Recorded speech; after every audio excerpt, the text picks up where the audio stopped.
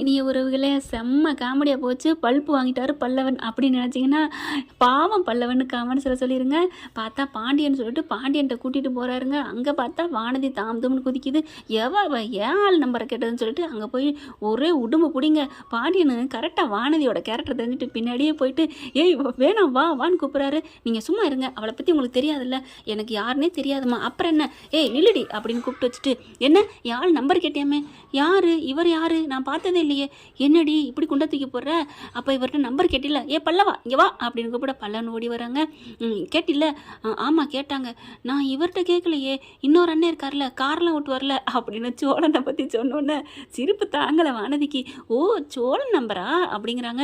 அவங்களுக்கு கல்யாணம் ஆயிடுச்சுன்னு சொல்ல போகிறாங்க. நீ சும்மா இரு பல்லவா அப்படின்ட்டு, இங்கே பாருங்க உங்கள் நம்பர் தானே நான் தர்றேன், உங்களுக்கு நம்பர் தானே வேணும் இந்தாங்க அப்படின்னு கொடுக்க போயில, நீ அண்ணி நீங்கள் சும்மா இருங்க, வானதி நீ சும்மா இரு, அதெல்லாம் தேவையில்லை நீங்கள் போங்கங்க அப்படின்னு சொல்லி அனுப்புகிறாங்க. ஏங்க நீங்கள் எனக்கு ஒரு உதவி பண்ணுறீங்களா, அவரோட நம்பர் தரீங்களா அப்படிங்கிறாங்க. அதெல்லாம் அவரே நேராக பேச வைக்கிறோம் அப்படின்னு சொல்லிட்டு வானதி என்ன பண்ணுது, பாண்டியனை கூட்டிகிட்டு பல்லவனையும் கூட்டிகிட்டு வந்துடுது. ஆனால் பல்லவனுக்கு அப்படியே ஒரு மாதிரி ஆகுது.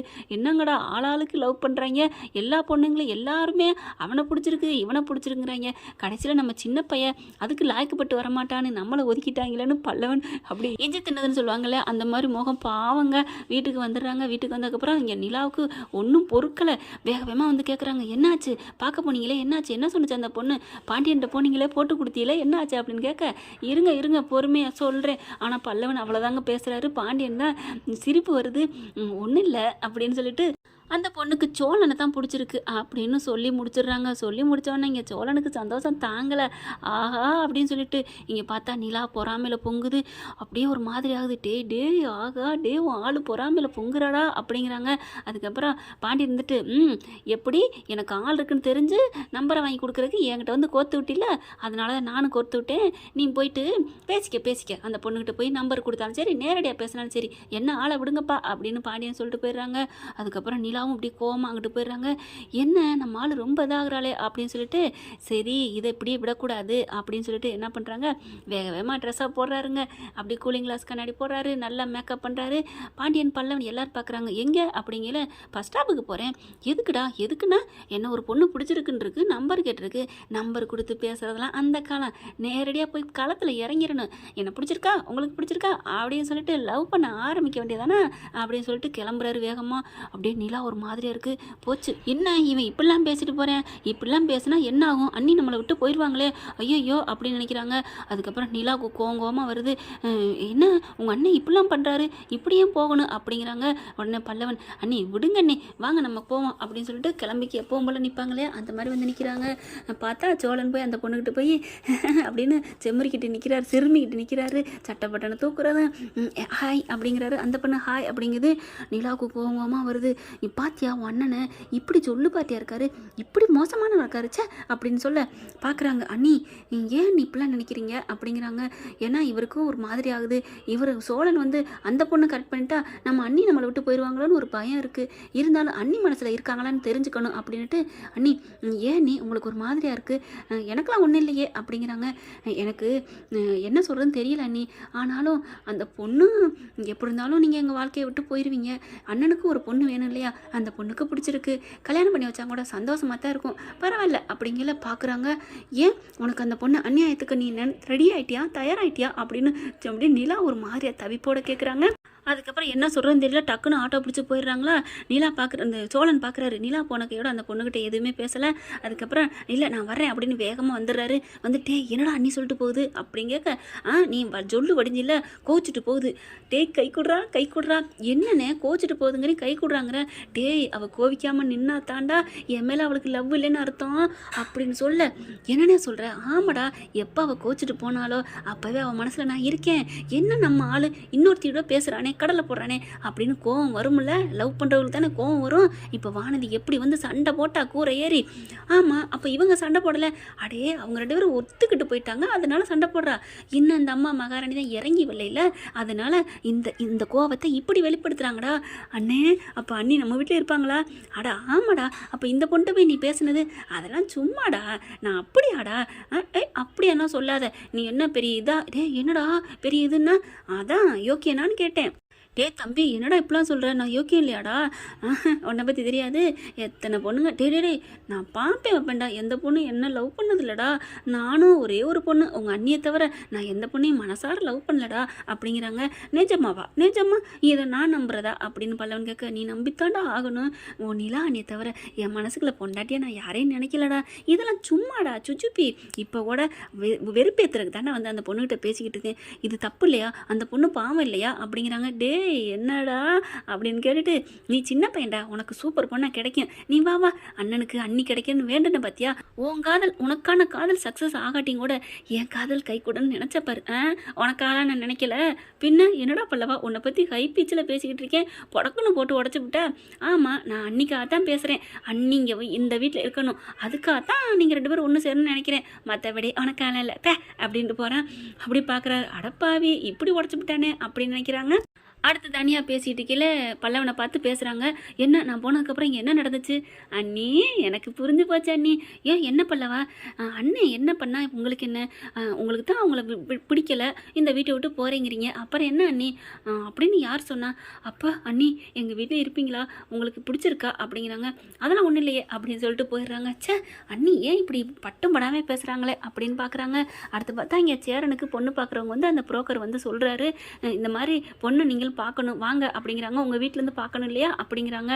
சரின்னு சொல்லிட்டு என்ன பண்ணுறாங்க, பல்லவன் சோழன் எல்லாருமே போகிறாங்க பார்க்குறதுக்கு. கோயிலை வச்சு பார்க்கலாமா அப்படிங்கிறாங்க. சரின்னு சொல்லிட்டு கோயிலுக்கு போய் பார்க்குறாங்க. பொண்ணு ரொம்ப பிடிச்சிருக்கு. ஆனால் சோழனுக்கு மட்டும் ஒரு மாதிரியாக நெருடலாக வருது. எப்படி நம்ம வீட்டில் எதுவுமே இல்லை, நம்ம அண்ணனை கல்யாணம் பண்ணிக்க எப்படி சம்மதிச்சாங்க, நான் பேசணுமே அப்படின்னு சொல்லிட்டு அந்த பொண்ணை போய் பேச போகிறாங்க. உங்ககிட்ட பேசணுமா அப்படின்னு சொன்ன கேட்டா பேசுகிறேன் அப்படிங்கிறது. அந்த பொண்ணு நல்லா பேசுது. அப்போ சோழன் போய் கேட்குறாரு, உங்களுக்கு எப்படிங்க, ஏன் கல்யாணம் ஆகி டைவர்ஸ் பண்ணிவிட்டு இப்போ எங்கள் அண்ணனை கட்டிக்க போகிறீங்க, எங்கள் அண்ணனே நாளைக்கு பிடிக்கலன்னா இப்படி இதே மாதிரி டைவர்ஸ் பண்ணுவீங்களா அப்படின்னு கேட்க, என்ன நீங்கள் இப்படிலாம் பேசுகிறீங்க? இல்லைங்க நான் கேள்வி தான் கேட்குறேன், என் மனசில் தோணுதை கேட்குறேன் அப்படிங்கிறாங்க. அப்படிலாம் இல்லை, அவன் ரொம்ப பண்ணுறான், நான் இல்லாமல் நீ இருக்க முடியாதுன்னு சொன்னான், அதுக்காகத்தான். ஏங்க இந்த ஒரு வார்த்தை ஏன் சொன்னார் அது தெரியுதா உங்களுக்கு அப்படின்னு கேட்க, அப்படி பார்க்குறாங்க. ஏன் என்ன புரியுதான்னா, அட நான் இல்லாமல் இருக்க முடியாதுன்னா உன்னை எனக்கு ரொம்ப பிடிச்சிருக்குடி, நீ என்னை விட்டு போயிடாதடி, என்னை நீ மட்டமாக நினைக்காத, என்னை உயர்வா நினைன்னு அர்த்தம், உங்கள் மேலே உயிராக இருக்காருங்க, அவரை போய் விட்டுட்டு இருக்கீங்களே அப்படின்னு கேட்க, நிஜமாவா? அப்போ இத்தனால என்னை விட்டுட்டு இருக்கிறாரு, இத்தனால விட்டுட்டு இருந்தாலும் உங்களுக்கு ஏதாவது பேசியிருக்காரா, மெசேஜ் போட்டிருக்காரா? தினம் போடுவார், என்னை விட்டுட்டு நீ இருக்கிறீல்ல, உன்னால் இருக்க முடியாதுடி, நாளைக்கு நீ வீட்டுக்கு வந்துருவடின்னு போட்டுக்கிட்டே இருப்பார் அப்படின்னு சொல்ல, வந்துருவேன்னு சொன்னார்னா வா வான்னு கூப்பிட முடியல, அவருக்குள்ள ஒரு ஈகோ. ஆமாம் எல்லாருக்குமே ஈகோ இருக்கத்தானே செய்யும். இப்படிப்பட்ட மனுஷனை லவ் பண்ணி கல்யாணம் பண்ணிட்டு இப்படிலாம் விட்டுட்டு போகலாமா அப்படின்னு கேட்க, அப்படியே ஒரு மாதிரி ஆகுது.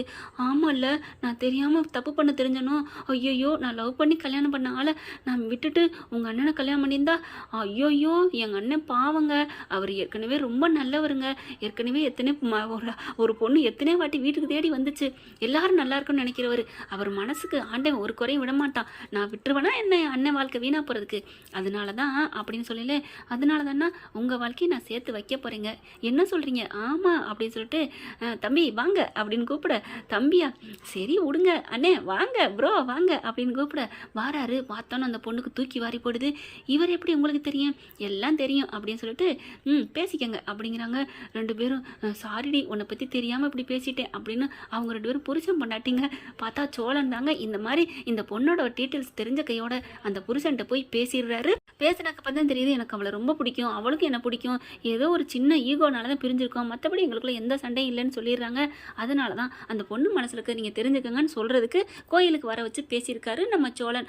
பார்த்தோன்னே அந்த பொண்ணு அப்படியே கட்டிக்கிறாங்க 2 பேரும், என்னை மன்னிச்சிருங்க என்னை மன்னிச்சிரு அப்படின்னு சொல்லிட்டு, இனிமேல் நம்ம 2 பேரும் பிரியவே கூடாது அப்படின்னு சொல்லிட்டு 2 பேரும் கட்டி தழுவிக்கிறாங்க. ரொம்ப சந்தோஷப்படுறாங்க. நம்மளை சேர்த்து வச்சு அந்த தெய்வம் எங்கே அப்படிங்கல அப்படியே பார்த்தோன்னே தெய்வம்னு அப்படியே சிரிக்கிறாரு. ரொம்ப நன்றிங்க, நீங்கள் மட்டும் இல்லைன்னா நாங்கள் பிரிஞ்சிருப்போம், ஒரு காதல் சாம்ராஜ்யத்தையே நீங்கள் சேர்த்து வச்சுட்டீங்க, நாங்கள் நல்லா வாழ்வோம், எங்களுக்கு பிள்ளைன்னு ஒன்று பிறந்தா சோழன்னு உங்கள் பேரை தான் வைப்போம் அப்படிங்கிறாங்க. அப்படிலாம் வேணாங்க, நீங்கள் உங்களுக்கு விருப்பப்பட்டதை வச்சுக்கோங்க, நான் உங்களுக்காக மட்டும் செய்யலை, என் அண்ணனுக்காக தான் சேர்த்து செஞ்சேன் அப்படிங்கிறாங்க. அதுக்கப்புறம் அவங்க எல்லாரையும் கூப்பிட்டு வச்சு ரொம்ப நன்றிங்க.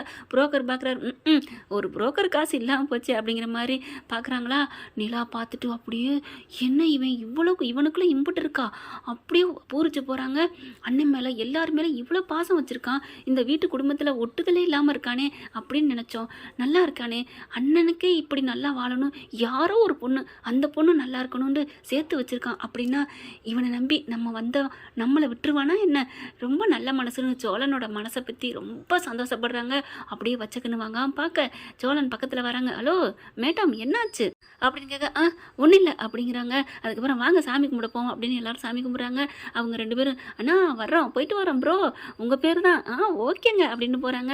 அப்புறமா அந்த ப்ரோக்கர்கிட்ட, இங்கே பாருங்கள் சார், நீங்கள் என்ன ஆனாலும் பாரு, எப்படி பார்த்தாலும் சரி, ஒரு நல்ல ஒரு வீட்டுக்கு என் அண்ணன் மனசை புரிஞ்சுக்கிட்டு நல்ல பொண்ணாக இருந்தால் பாருங்கள், மற்றபடி கல்யாணம் ஆயிடுச்சு ஆகலை விதவை இந்த மாதிரி வாழாமல் இருக்கிறாங்க அந்த மாதிரிலாம் நான் நினைக்கவே இல்லை. என்ன சூழ்நிலையோ வாழாமல் இருந்திருக்கலாம், அதனால் அந்த பொண்ணுங்களை நான் தப்பு சொல்லலை.